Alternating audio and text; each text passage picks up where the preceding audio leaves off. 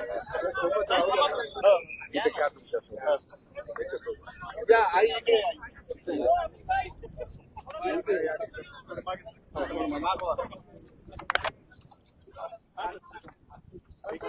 चलो role role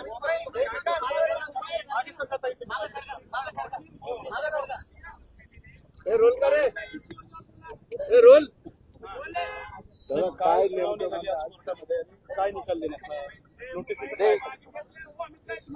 आज जे आहे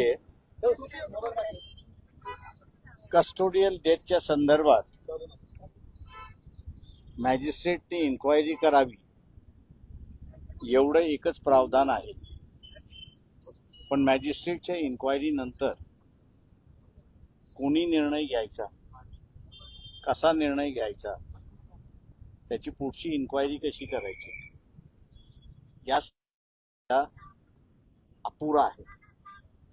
आणि म्हणून आम्ही असं कोर्टाला असं म्हटलं की याच्यामध्ये सोमनाथ सूर्यवंशी हे कोर्टाच्या कस्टडीमध्ये असताना त्यांचा मृत्यू झालेला आहे.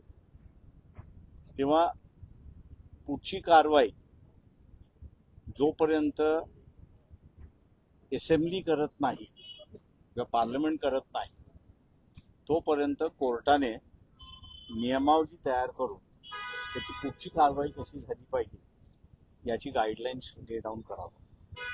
त्या संदर्भात असं कोर्टाने मान्य केलं आणि 29ला हिअरिंगला ठेवलेलं आहे. शासनाला त्यांनी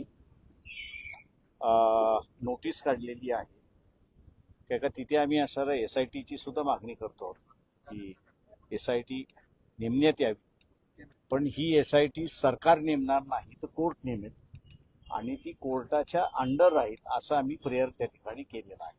आता कोर्ट ग्रांट करतं का ते बघणं महत्वाचं. कन्सिडर केले असं कोर्टानं म्हटलंय ना की तुमची याचिका कन्सिडर ते आमची कन्सिडर म्हणजे ती नोटीस काढली म्हणजे त्यांनी कन्सिडर केलं हे होतच. बदलापूर प्रकरणाशी तुम्ही संबंध जुळवण्यात सांगितलेलं आहे. नेमकं दोन्ही सिमिलर कसे आहेत ते बदलापूर मधली सुद्धा कस्टोडियल देत आहे. पण बदलापूरच्या ह्याच्यामध्ये असणारं एमिनेस क्युरिया म्हणजे त्या आई वडिलांनी ती पिटिशन विड्रॉ केलेली आहे. कोर्टाने माणूस उभा केलेला आहे आणि त्यांच्या मार्फत कोर्ट चालवतोय. त्याच्यामुळे तिथे काही कमतरता आहे.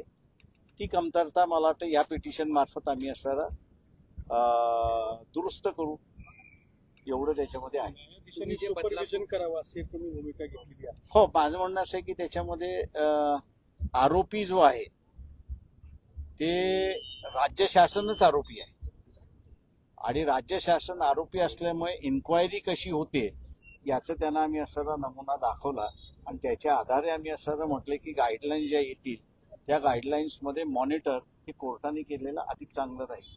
तर कोर्ट म्हटलं की आपण पुढच्या वेळेस ते कन्सिडर करू. तुम्ही प्रतिवादी कुणाकुणाला केलंय यामध्ये सर? यामध्ये प्रतिवादी मी फक्त असणारा स्टेटला केलेला आहे आणि कोर्टाकडे आम्ही न्याय मागण्यासाठी आलेलो. कस्टोडियल डेथ मध्ये खरंच आता ज्युडिशरीने विचार करणं गरजेचं आहे. बरेच त्रुटी आहेत तपासाबाबतीत. ते 4 वर्षामध्ये महाराष्ट्रामध्ये 876 केसेस झालेले आहेत. पण त्याच्यापैकी कन्व्हिक्शन फारच कमी झालेलं आहे. याचं कारण की पुढे काय करायचं हेच नाहीये. तो कायदा आम्ही सेटल करून घेऊ असं आम्हाला वाटतंय.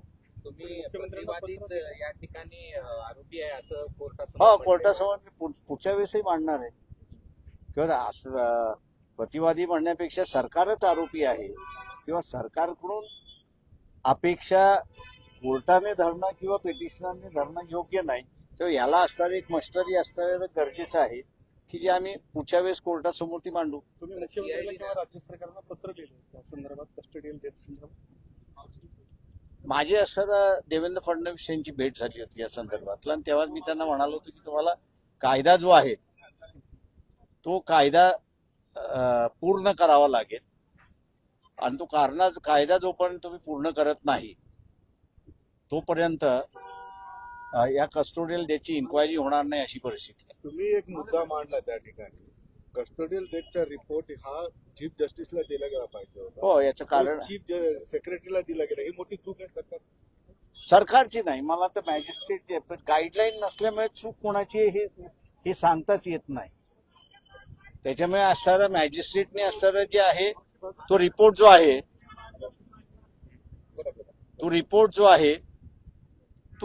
त्यांनी चीफ सेक्रेटरीकडे पाठवला. तो चीफ जस्टिस कडे जायला पाहिजे. तो हायकोर्टाच्या चीफ जस्टिसकडे गेला पाहिजे किंवा सुप्रीम कोर्टाच्या चीफ जस्टिसकडे गेला पाहिजे, म्हणजे त्याला डायरेक्शन होती. मग हे डायरेक्शन तुमच्या केसनुसार रेज हे होते. आता आमच्या रेस फायनल होईल. या सगळ्या चला, थँक्यू. सीआयडीनं मध्यंतरी या प्रकरणामध्ये चौकशी केली होती. त्याला आरोपी करणार आहे मी. पुढच्या वेळेस त्याला आरोपी म्हणून आणणार आहे सीआयडीला. चलो, थँक्यू.